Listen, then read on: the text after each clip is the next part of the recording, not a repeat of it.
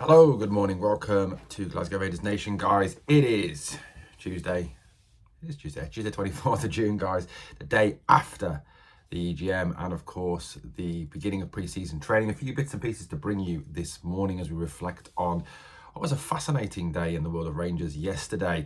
I have to say, guys, I watched the Parag Marathe, Andrew Kavanagh interview on Rangers TV yesterday once I got home from work.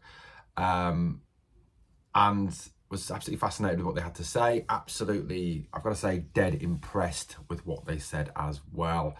I think there's some of the key words that they brought out of it were that they're impatient, that they want to be competitive, that they're relishing the challenge. I think the two kind of things that I took out of that interview, more than anything else, was that we have two people at the top now who have a vision, who have a direction for this club. There's a direction of travel quite clearly in place for Rangers now, and both those two guys are very switched on to what it's going to take, how to get there, how to stay there, but how to, stay stable through that process and make sure the business, obviously, which unfortunately, we all would love a football club that just is a football club at the end of the day, back to the old days, but that's not how football works these days. Football's a business. It is a business. And businesses have to be run to break even or make a profit. That's the way businesses work, because if you've got a business that doesn't make a profit or doesn't break even, you pretty much become a business that is unsuccessful and you end up folding. But, you look at the way that they talk, not only about the off the pitch stuff, but the on the pitch stuff that both Parag and Andrew talked about yesterday during that interview. And it's clear to me that these guys are very switched on to what it takes to be not only a successful business, but a successful sports franchise as well, or sports team. Sorry, franchise is an American word, isn't it? So vision and direction. It's all about, that they've got a vision for this club. They've got a direction of travel for this club. And, if I was on the other side of the city this morning and I'd seen that interview and I'd seen what comes out of the EGM, you can come out with all the false bullshit, false bravado in the world. You can come out with all the, you's coming now, and all this, not only won 3 trophies in 14 years, blah, blah, blah, blah, bullshit that they come out with all the time. But I'd actually be worried. I'd actually be scared, because Rangers finally now seem to have people in charge who know what they're doing. People in charge who actually understand how to make a successful sports club, team, etc., and how to make that a successful business as well. You look at the track record of Parag Marathe. Parag Marathe is he's a very switched on guy. He obviously worked wonders with the 49ers. He supported, he was there through the times when people talk about the 49ers being a very successful sports franchise, which they are. They're 5-time Super Bowl champions in the United States and have gone to the last 2 out of the last 4, I think it is. Super Bowls, yes, they lost both of them. But there was a time post them losing their top quarterback and post them losing their top head coach, guy called Jim Harbaugh, that they went through a spell where they went through 3 or 4 head coaches. They sucked big time. They were getting 2-14 records, 3-13 record. They were really struggling, and he was part of the turnaround in that franchise that's now made it one of the most successful sports franchises in the NFL. Yes, they had a bad season last season, but overall they're a very successful franchise. Good with their hiring policies, good with their player recruitment policies, good with all of that. And he's presided over all of that. And the fact that he has that knowledge and he'll bring that knowledge to Rangers is exceptionally encouraging. Andrew Kavanagh obviously talked about the fact that he would target more the business side of things, which, at the end of the day, that's why he's here. He's a very successful businessman. He is a multi-billionaire health insurance guy from the United States of America. Health insurance, obviously, over there is big business. They have no NHS. So you can debate the whys and wherefores of that. But, at the end of the day, he's a very successful businessman. He hasn't got to where he's got by being ridiculous. And I think the biggest thing for me is we've now moved away from people like Douglas Park, like Graham Park, like John Bennett, like Dave King, who literally had zero clue how to run a football club. Zero clue as to what to do, zero clue as to how to move the club forward, how to make the right financial decisions, how to make the right decisions about management, how to make the right decisions about playing staff, how to make the right decisions about moving this club and making it stable. You know, their mismanagement for the last 12 years has been 12, 13 years has been absolutely dreadful. I mean, Douglas Parker's chairman was quite arguably one of the worst chairmen of any football club in the world anywhere.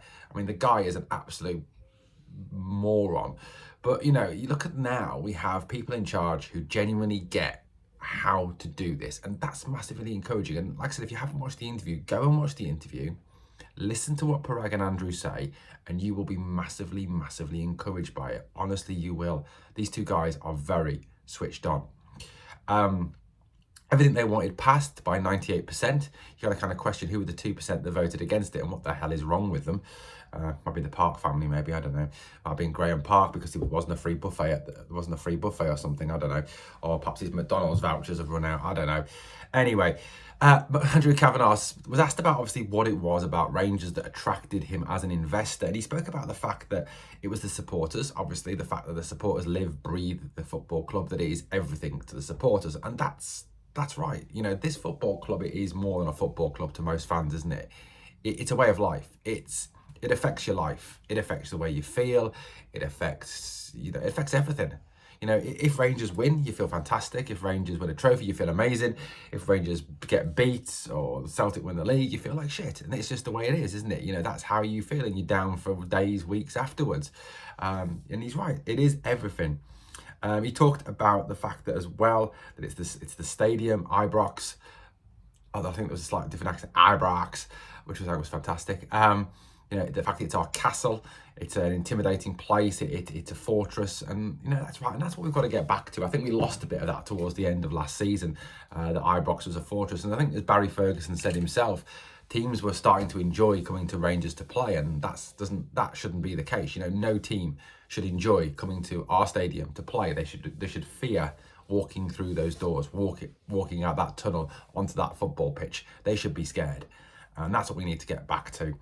And he talked about the fact as well that, you know, the competition element, the fact that we get to be in all those competitions and have a chance of winning them, and as well as obviously playing in Europe. And I think that's what we all knew anyway, that the European factor, the kind of the playing Champions League football or playing Europa League football, that is a massive pull to these foreign investors, because obviously Europe is a major cash cow for all football clubs, particularly obviously Champions League football, which can net you 40 to 60 million every single season. It's absolutely mental how much money you can make from Champions League football, which kind of makes the whole recruitment process so important now, and that Panathinaikos game upcoming, very, very important for Russell Martin and the team.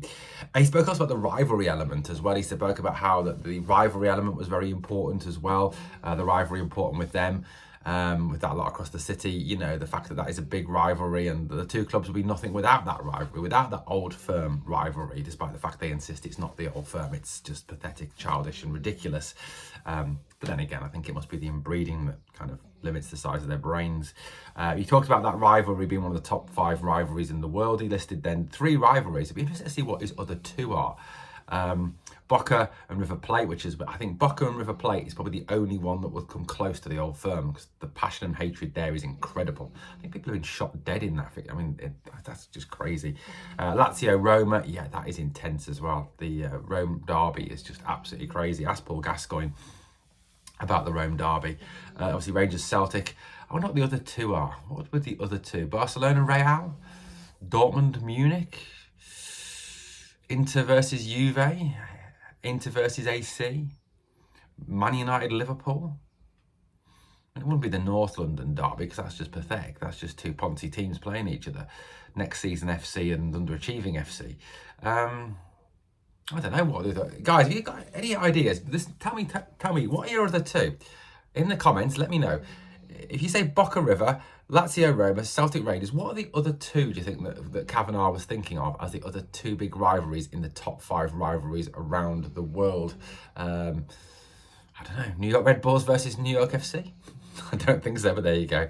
Let me know what you think. The other thing, of course, what was really encouraging from what they had to say was that for them, this is about building a future, building a football club, not about profiteering. I think one of the concerns always when you get outside investors from somewhere else in the world, particularly America, you know, is that it's about making money. It's about seeing football as a cash cow, seeing football as a way to take a profit, football as a way to kind of improve your bank balance, because that's the way football is. It's the biggest sport in the world at this moment in time. But Kavanagh and Parag Marathe both said it's not about that. There's no exit strategy. It's about building for the future. It's about building a successful football club, and it's about competing now. That was another thing they said. It was about competing now, not in 2-3 years' time, not in a year's time. So I think, we want to take those comments that have been made by some supporters that have said it's not about winning, it's going to take a year, 18 months, 2 years for us to be back and competitive. That's not how Parag Marathe and Andrew Kavanagh are thinking. They want to win, and they want to win now. Which was excellent to hear. Look, one of the big questions obviously was over transfer budget. There's been some concerns that transfers are taking a little while, that those are not going through very quickly. We'll talk a little bit about one possible one that could come up very soon, that's causing a bit of a division in the fan base. But it's all about budget, and they asked about how much to spend on players and how much is going to be spent on players. Not that 20 million. That 20 million is an initial investment in the football club for this month. That's the start. Okay, it's quite clear that 20 million is not everything. It is the initial investment in the infrastructure and the playing squad, but then can be built on with further investments down the line. That's the way it's going to work. Now, they were asked about transfer budget, and Andrew Kavanagh said on some things we'll be very transparent with the fans, very open, very clear with the fans.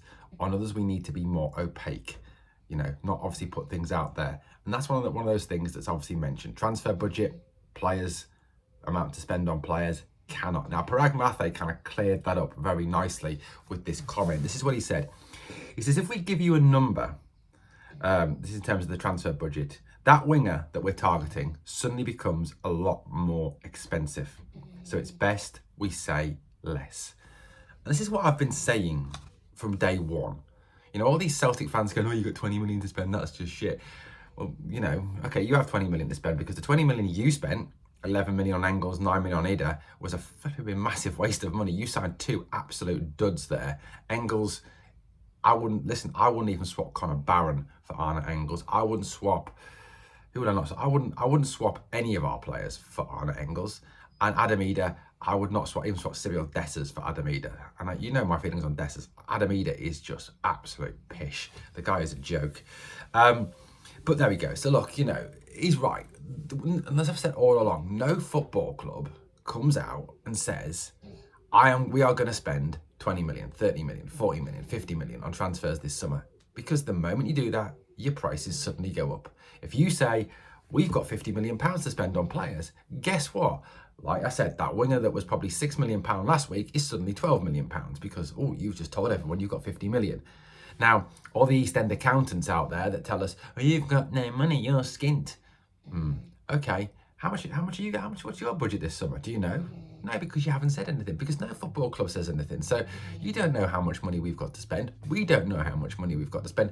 No, the only people who know how much money there is to spend this summer is Russell Martin, Parag Marathe, Andrew Kavanagh, Patrick Stewart, Kevin Thelwell, Dan Purdy. That is it. They know the budget. They know how much there is to spend. The rest of you know nothing. The East End accountants, the professors of Rangers studies at the University of Parkhead, they know nothing. They don't know. They like to think they know, but they don't. So, that's where we're up to with that. And like I said, the overwhelming feeling is very positive coming out of yesterday's EGM. And Kavanagh and Parag Marathe, I think, have got this right. They've got it switched on, haven't they? They're very much direct with what they want. They know how to take the club forward, and they've got a vision. And we've finally got people running the football club that know how to run a business and how to run a sports team, not the absolute bunch of morons that we've had for the last 12, 13 years. The Douglas Parks, the Graham Parks, the John Bennetts, the Dave Kings, who've all made an absolute, they've looked like a monkey fucking a football most of the time. They really have. Right, so pre-season obviously began yesterday. It's nice to see some pictures of the players back. Hard work begins now. Obviously, I think it'd be really interesting to hear from the players in terms of what they thought of yesterday. I mean, obviously, they'll only say so much, not going to come out and say it was shit. But, how they felt working with the new manager, what the new manager thought of the players. It'd be interesting to see what will come from that. You know, it was interesting, obviously, that they were asked about honeymoon periods yesterday, and I think Parag Marathe kind of killed that stone dead by saying there is no honeymoon period in football anymore. And he's right to some degree, you know, that you lose your first game and you're already in the doghouse, aren't you? Look, at the end of the day, it's going to be, there is a lot of work to do, as both Parag and Andrew said, and I think Russell Martin would acknowledge that as well, and the hard work began yesterday to turn this team round. And I think, you know, like I said to you on the video yesterday, there's a lot of players who will be going into that training session yesterday knowing that it's the end of their time at Ibrox, but there's others that will be seeking to come in and perhaps prove to Russell Martin and prove to Kevin Thelwell that they have a future at this football club, that they can actually still be part of this football club. You know, Ben Davies was back yesterday, Rabbi Matondo was back yesterday. You know, there was a lot of players there, and players who've perhaps as well come in on decent size contracts and decent transfer fees who've underachieved. You know, the likes, say, of Nadim Bayrami, for example, Oscar Cortez, you know, players like that will come in, hopefully with a newfound enthusiasm and hopefully with a new direction, a new way of working. And hopefully that will, Russell Martin will be able to find that and get that extra 2 to 5% out of them to push them on, or 10% or 20%, again, how bad some of them have been. Jack Butland, obviously, as well. You know, look, I mean, people have slagged Jack Butland off massively, but I think, you know, if we go back to Jack Butland's first season at Ibrox, he was very, very good. You know, I think we all thought at the end of that first season, what a fantastic goalkeeper we've got here. And we were all talking about him being worth 15, 20 million pounds. I think probably would have been worth substantially more, especially if you consider that Man United paid 47 million for Andre Onana, who is probably one of the worst goalkeepers in the world. Not that I'm saying Butland's worth 47 million, but you get my meaning. But, you know, Russell Martin said that he's going to give Jack Butland every opportunity to prove himself in pre-season. And, you know, if Russell Martin can get into Jack Butland's head and put Butland back on track, we've got ourselves a very good goalkeeper there. Now, there is stories at this moment in time going round that Southampton are willing to let Aaron Ramsdale leave on loan. Ramsdale, obviously ex-England goalkeeper, ex-Arsenal goalkeeper, obviously lost his place at Arsenal to David Raya. David Raya is one of the best goalkeepers in the world. Probably what I'd say probably the third best, fourth best goalkeeper in the world. I mean, look, you're probably looking at what Alisson Becker is the best goalkeeper in the world. I mean, Martinez is up there, Ederson's up there. David Raya is probably what, third or fourth on that list. So, you know, no shame there in losing your place to someone like David Raya. But, you know, Ramsdale obviously could be available for loan, apparently. That's what Southampton are saying. With Southampton seeking to cut their costs now they're in the EFL Championship. And apparently, according to the media, there's two clubs interested in Aaron Ramsdale. One is Rangers and the other is Galatasaray. You know, I think Galatasaray probably could pay him a lot more money than we could pay him. I'll take a lot more of his salary on board. Obviously, he'll be on a big salary coming out of an ex-Premier League club. But it could be that the relegation clause has kicked in and that's his new salary now. I think it's about 70 grand a week on the relegation clause, I think. Don't quote me on that. You know, Ramsdale would be a good goalkeeper. You know, he'd be a very good goalkeeper. He's good with his feet. You know, he's played under Russell Martin before. He's a very good shot stopper. You know, he's a goalkeeper that's seeking to prove that he's still good enough to play for England, a bit like Butland. But, you know, he's, I think, younger than Butland. He is a lot better than Butland, don't get me wrong. He is a very, very talented goalkeeper. Certainly someone who has impressed massively in the past. And look, I mean, at the moment, if you push me on this, I'd say there's little chance of it actually happening. But, you know, if that's something that is a possibility, I hope the club are exploring it, because Ramsdale would be an absolutely outstanding signing. He'd automatically be the best goalkeeper in Scotland. He's one of the best goalkeepers in Britain anyway. And the best English goalkeepers in Britain anyway. I mean, obviously the competition in the Premier League for goalkeepers is insane.